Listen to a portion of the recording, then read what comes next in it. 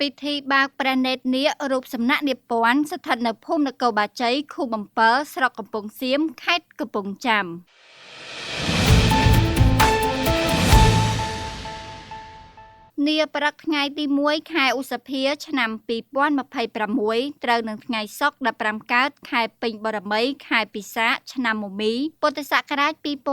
2570 នៅរង្វង់មូលនាគព័ន្ធ ភូមិនគរបាជ័យ ខូបអំពើ ស្រុកកំពង់សៀម ខេត្តកំពង់ចាម អាយុដើម ឃ្លោក ផន ប្រធានក្រុមប្រឹក្សាខេត្ត និងអាយុដើម អ៊ុន ចិន្តា អភិបាលនៃគណៈអភិបាលខេត្តកំពង់ចាម ព្រមទាំងព្រះសង្ឃ មន្ត្រីរាជការ បានប្រារព្ធពិធីបើកព្រះនេត្រនាគរូបសំណាកនាគព័ន្ធ ជាពិធីបែបសាសនាបួងសួងសុំសេចក្តីសុខ ដែលមានតាំងពីសម័យបុរាណកាលមក ដើម្បីសាទរមរតកដូនតារបស់យើងទាំងអស់គ្នា ស្ថិតនៅក្នុងឱកាសនោះ អាយុដើម ឃ្លោក ផន ប្រធានក្រុមប្រឹក្សាខេត្ត អាយុដើម អ៊ុន ចិន្តា អភិបាលនៃគណៈអភិបាលខេត្តកំពង់ចាម និងថ្នាក់ដឹកនាំមន្ត្រីរាជការ បាននិមន្តព្រះសង្ឃជ័យយាទោទៅតាមកិច្ចសាសនា ដើម្បីឧទ្ទិសបួងសួងសុំដល់ម្ចាស់ទឹកដី សុំពរសេចក្តីសុខ សេចក្តីចម្រើន ជូនដល់ប្រជាពលរដ្ឋក្នុងខេត្តកំពង់ចាម ក៏ដូចជាប្រជាពលរដ្ឋទូទៅដែលធ្វើដំណើរឆ្លងកាត់ទឹកដីខេត្តកំពង់ចាមផងដែរ បើតាមអាយុដើម អ៊ុន ចិន្តា អភិបាលនៃគណៈអភិបាលខេត្តកំពង់ចាម បានគូបញ្ជាក់ថា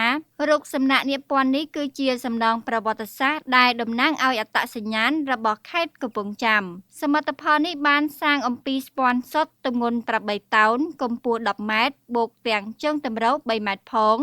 រូបសំណាកថ្មីនេះបានកសាងឡើងទៅតាមទម្រង់ចាស់ទាំងស្រុង ដោយប្ដូរពីស៊ីម៉ង់ត៍មកជាស្ពាន់វិញ និងមានទំហំធំជាងមុន ដោយបានកែជើងទម្របែបថ្មី មានទំហំរហូតដល់ទៅ 17 ម៉ែត្រ គុណ 17 ម៉ែត្រឯណោះ សូមបញ្ជាក់ថាពិធីបើកព្រះនេត្រជាទូទៅសំដៅលើការបើកព្រះនេត្ររូបសំណាកវត្ថុស័ក្តិសិទ្ធិ ឬរូបសំណាកតំណាងផ្សេងៗ គឺជាពិធីកម្មសាសនានិងជំនឿដ៏សំខាន់មួយនៅក្នុងវប្បធម៌ខ្មែរ ដើម្បីដាស់តឿនវិញ្ញាណក្ខន្ធ ឬបារមីឲ្យមកស្ថិតនៅ និងថែរក្សារូបសំណាកនោះ